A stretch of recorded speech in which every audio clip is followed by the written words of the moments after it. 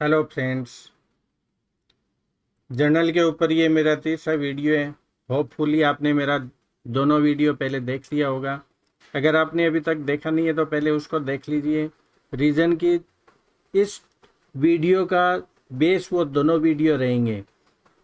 इस वीडियो में हम डिस्कस कर रहे हैं वो फॉर्मेट ऑफ जर्नल, कि जर्नल का फॉर्मेट क्या होगा, उसके ऊपर डिस्कस करेंगे।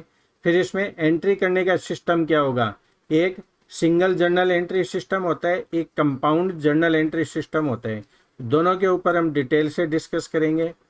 उसके बाद एनालाइजिंग ऑफ जर्नल एंट्री को एनालिसिस करना एक इम्पॉर्टेंट काम है। एनालिसिस अगर हमने प्रॉपर कर लिया तो फिर आगे फाइनल अकाउंट तक हमें कोई परेशानी नहीं आती। पिछले वीडियो में मैंने पूरा ये डिटेल से बताया कि एनालिसिस क्या होता है।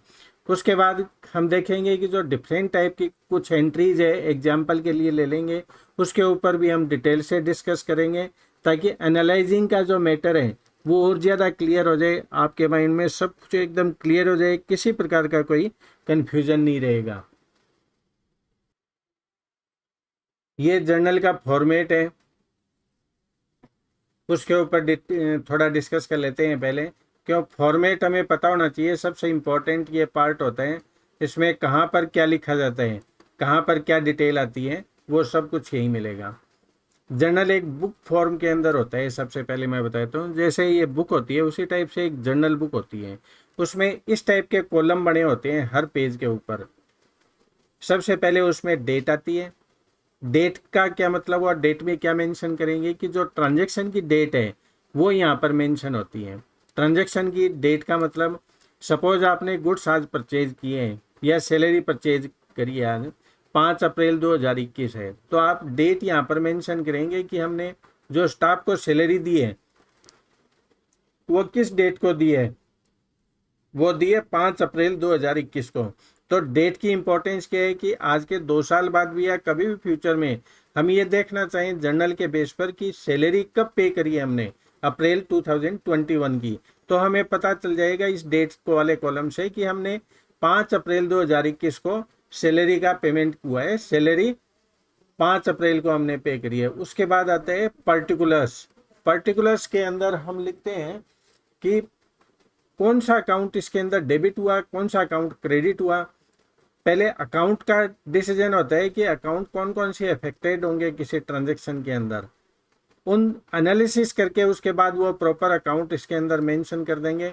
उसके बाद इंपॉर्टेंट पार्ट आता है नीचे, नरेशन।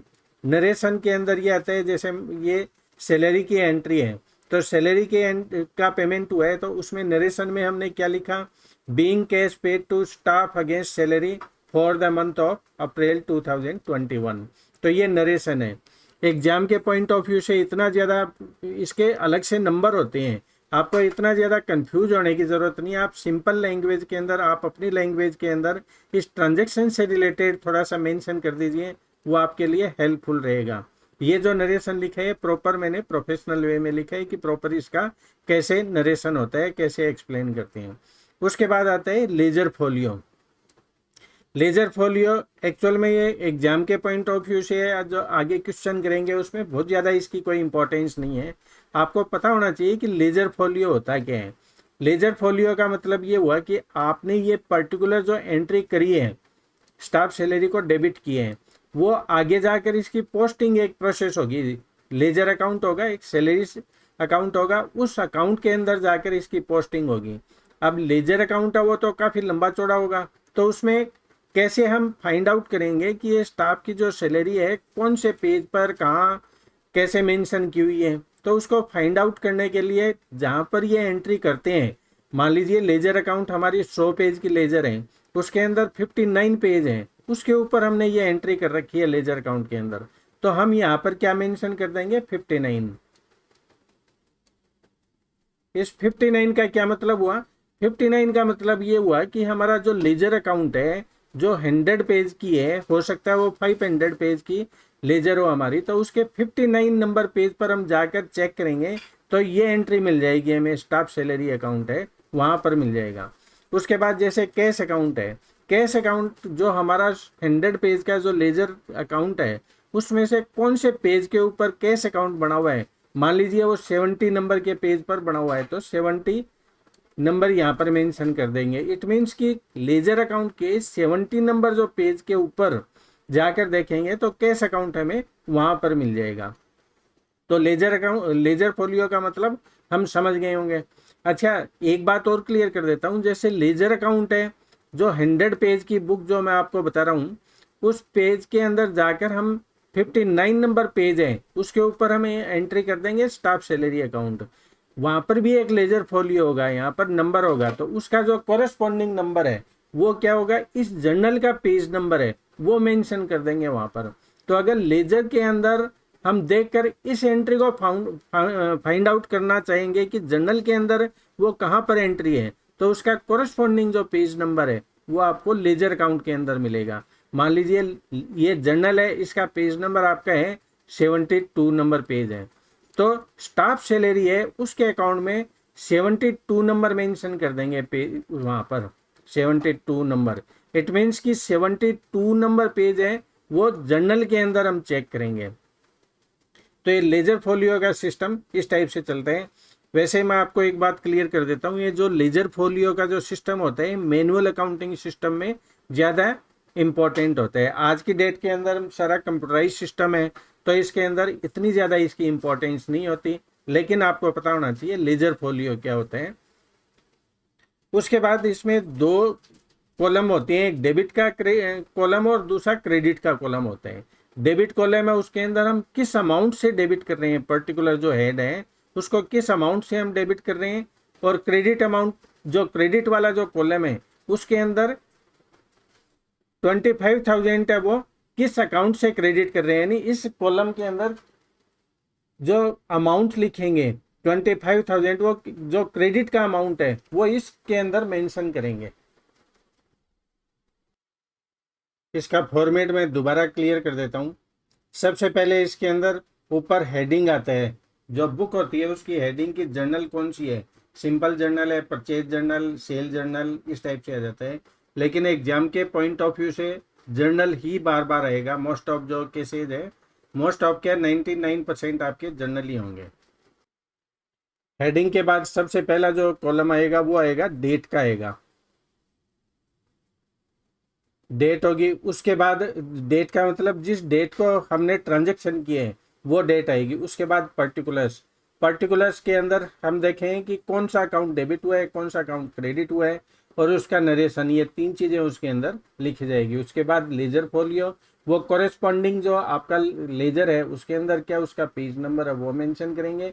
डेबिट अमाउंट और क्रेडिट अमाउंट, इसके अंदर डेबिट साइड में डेबिट अमाउंट आएगी और क्रेडिट साइड में क्रेडिट अमाउंट आएगी। अब कुछ एंट्रीज है उसके ऊपर हम डिस्कस कर लेते हैं। मैंने कुछ एंट्रीज है वो आपके लिए लिखी है, उसके ऊपर थोड़ा सा डिस्कस कर लेते हैं। इससे क्या आपके जो एनालाइजिंग की जो प्रोसेस है वो कंप्लीट हो जाएगी कि एंट्री कैसे करेंगे।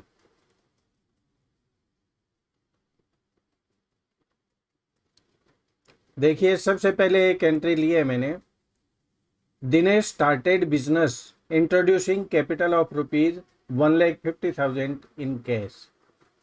एंट्री को समझिए, मिस्टर दिनेश है, उसने कोई बिजनेस स्टार्ट किया है अपना। तो बिजनेस स्टार्ट कैसे किया है, वो कैपिटल इंट्रोड्यूस करी है उसने बिजनेस के अंदर। तो बिजनेस में 1,50,000 वो लेकर आए। अब सबसे पहले तो हम ये देखेंगे कि इसमें कौन कौन से अकाउंट अफेक्टेड होंगे। हमेशा कम से कम 2 अकाउंट तो अफेक्टेड होंगे ही होंगे। रीजन की एक डबल अकाउंटिंग सिस्टम है। कैपिटल इंट्रोड्यूस करिए, इट मीन्स कि एक अकाउंट है वो तो कैपिटल अकाउंट हो गया आपका, ये इफेक्ट करेगा।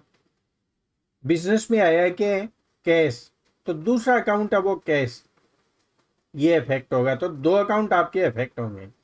तो जैसे ही आपके सामने कोई एंट्री आती है तो सबसे पहले ये देखिए कि अकाउंट कौन कौन से इफेक्ट होंगे उसके अंदर। देखिए मैं दोबारा पढ़ता हूँ, Dinesh started business introducing capital of rupees 1,50,000 in cash. यानी दिनेश ने बिजनेस स्टार्ट किया और कैपिटल लेकर आया, कैश में लेकर आए। तो 2 अकाउंट कौन कौन से हुए, कैपिटल अकाउंट और कैश अकाउंट। अब दोनों का अकाउंट का नेचर देखिए। कैपिटल अकाउंट है वो किस नेचर का है, और कैश अकाउंट है वो किस नेचर के हैं।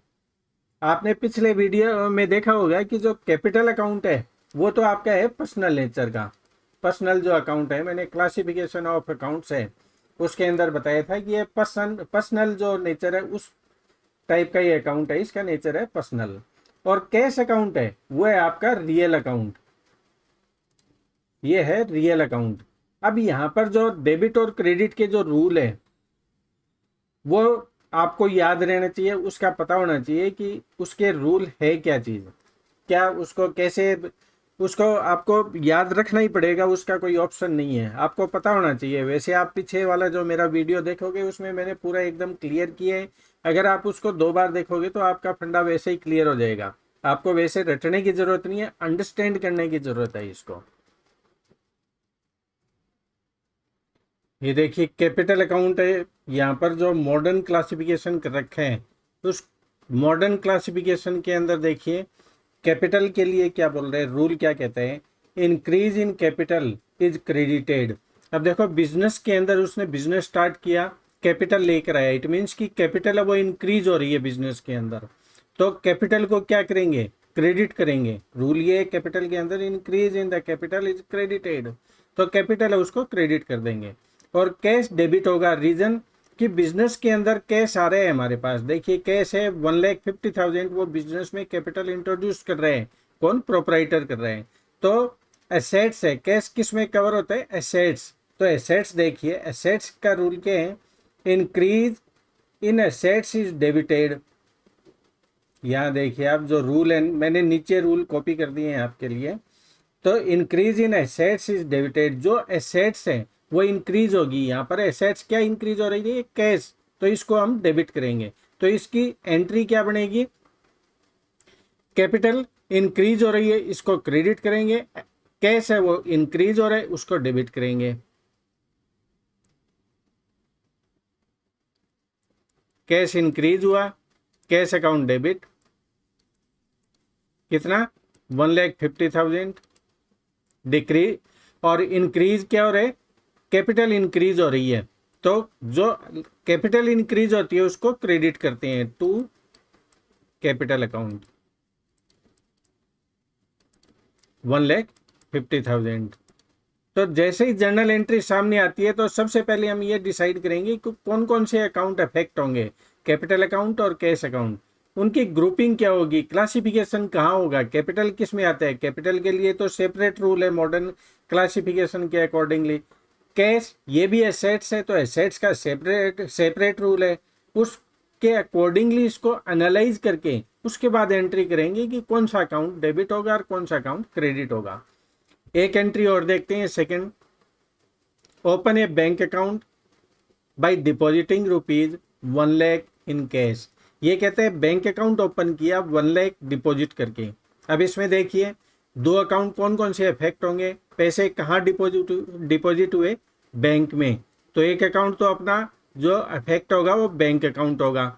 दूसरा अकाउंट कौन सा अफेक्ट होगा, कैश, कैश हमारा इंट्रोड्यूस हुआ, जो कैश यहाँ से कैपिटल से जो इंट्रोड्यूस हुआ था उसको बैंक में डिपॉजिट कर दिया, तो दूसरा अकाउंट क्या इफेक्ट हुआ, 1,00,000 से कैश इफेक्ट हुआ। दोनों ही एसेट्स की कैटेगरी के अंदर आते हैं, दोनों ही एसेट्स में। अब देखिए आप इंक्रीज कौन सी एसेट्स हो रही है इसके अंदर, बैंक भी एसेट्स है और कैश भी एसेट्स है, तो बैंक में पैसे डिपॉजिट कर देंगे तो क्या इंक्रीज होगा, बैंक अकाउंट, बैंक में बैलेंस अपना बढ़ जाएगा, इंक्रीज हो जाएगा। एसेट्स का क्या रूल है, ये देखिए increase in assets is debited and decrease is credited. अब इसमें ये देखिए इंक्रीज क्या हो रहा है, बैंक अकाउंट, तो बैंक अकाउंट को हम डेबिट कर देंगे, bank account debit, to decrease कौन सी एसेट्स हो रही है, cash account, to cash account 1,00,000 ये इसकी जर्नल एंट्री इस टाइप से बनेगी। तो एंट्री को पहले एनालाइज करेंगे। नेक्स्ट देखते हैं, received loan of ₹1,00,000 from Naresh by check.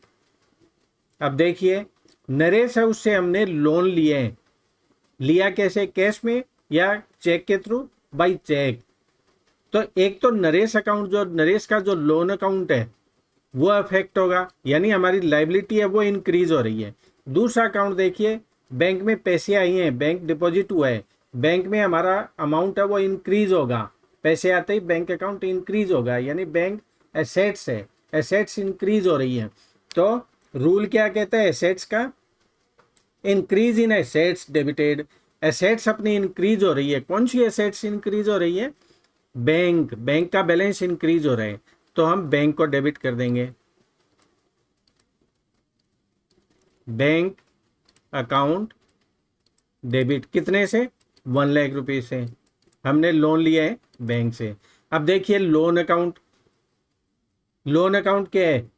Liability है, हमने लोन लिए है, लाइबिलिटी है, इंक्रीज हो रहा है, हमने अपनी लाइबिलिटी और इंक्रीज कर ली। तो लाइबिलिटी का रूल क्या है? Increase in liability. ये देखिए इंक्रीज इन लाइबिलिटी, उसको हम क्रेडिट करेंगे। तो bank account debit to loan account, ये इसकी एंट्री इस टाइप से होगी। आप समझ रहे होंगे। अगर कोई प्रॉब्लम है तो आप कमेंट्स में डालकर दोबारा पूछ लेना, मैं पूरा क्लियर करूंगा। नेक्स्ट एंट्री देखते हैं, purchase furniture from Delhi shop for ₹40,000।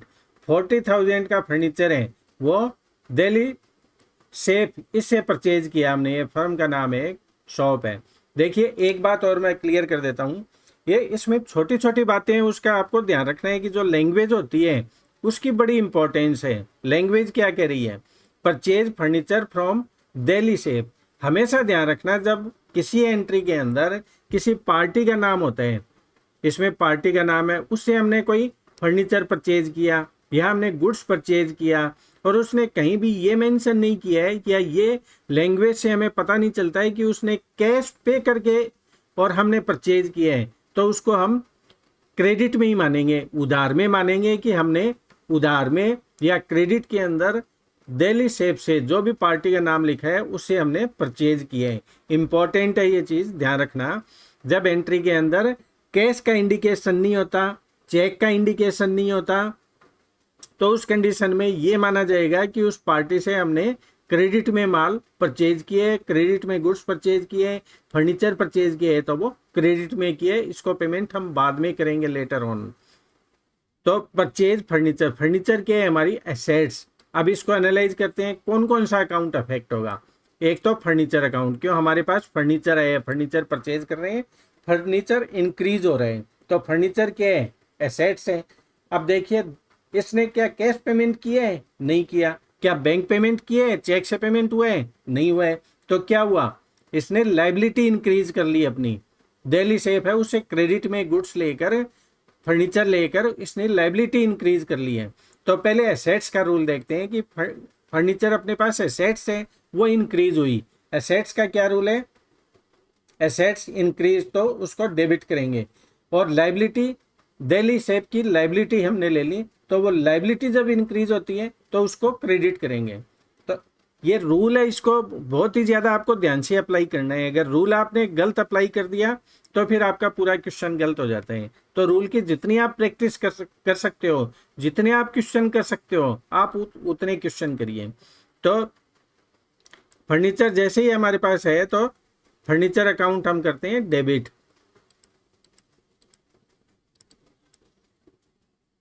Furniture account debit कितने से? 40,000। 40,000 का हमने फर्नीचर परचेज किया। अब क्रेडिट किसको करेंगे? दिल्ली शेफ, ये कंपनी का नाम है, जहाँ से हमने परचेज किए है उसका नाम है दिल्ली शेफ। 40,000। सपोज इसमें हम कैश पे करके उसको फर्नीचर परचेज करते हैं उससे, तो उस कंडीशन में क्या होता? हमारे यहाँ से कैश चला जाता, तो कैश डिक्रीज हुआ, फिर पार्टी का नाम यहाँ से हटकर वहाँ पर कैश आ जाता। या इस एंट्री की ये लैंग्वेज होती है कि purchase furniture from Delhi chef for ₹40,000 in cash, तो उस कंडीशन में फिर हम एंट्री करते हैं furniture account debit to cash account. Language important है, ध्यान रखना, बहुत इंपॉर्टेंट है ये। Purchase goods for cash rupees 15,000 हमने परचेज किया है क्या, गुड्स। जहां गुड्स का नाम आ जाता है इट मीन्स कि इस आइटम की वो ट्रेडिंग कर रहे हैं, परचेज सेल कर रहे हैं, तो उस कंडीशन में परचेज को अकाउंट डेबिट करेंगे। यहां पर देखो फर्नीचर परचेज कर रहे हैं तो फर्नीचर इसके एसेट्स हैं, ये गुड्स नहीं है, ये एसेट्स है, इसलिए डेबिट कर दिया। अब यहाँ क्या परचेज कर रहे हैं, गुड्स परचेज कर रहे हैं, तो गुड्स है वो क्या है, परचेज है, इसकी ट्रेडिंग करते हैं वो। तो जो भी परचेज, ये देखिए जितने भी एक्सपेंसेस होते हैं नॉमिनल अकाउंट है, प्रॉफिट एंड लॉस अकाउंट के जो भी आइटम है सारे नॉमिनल अकाउंट में आते हैं। अब नॉमिनल अकाउंट है उसका क्या रूल है, debit all expenses and losses. Purchase है हमारा, एक्सपेंसेज है या परचेज, तो इसको डेबिट करेंगे। सबसे पहले तो अकाउंट आइडेंटिफाई करेंगे कि कौन सा अकाउंट होगा डेबिट और कौन कौन सा अकाउंट अफेक्टेड होगा। तो इसमें एक अकाउंट है वो तो परचेज अकाउंट अफेक्ट हुआ, और दूसरा अकाउंट अफेक्ट हुआ है कैश। दो अकाउंट अफेक्ट होंगे, कैश है वो एसेट्स अकाउंट है और ये नॉमिनल अकाउंट हो गया। तो परचेज अकाउंट डेबिट कितने से, 15,000 से, टू कैश में पे किए। तो जो एसेट्स हमारी डिक्रीज होती है उसको हम क्रेडिट करते हैं। तो कैश 15,000, ये इसकी एंट्री होगी।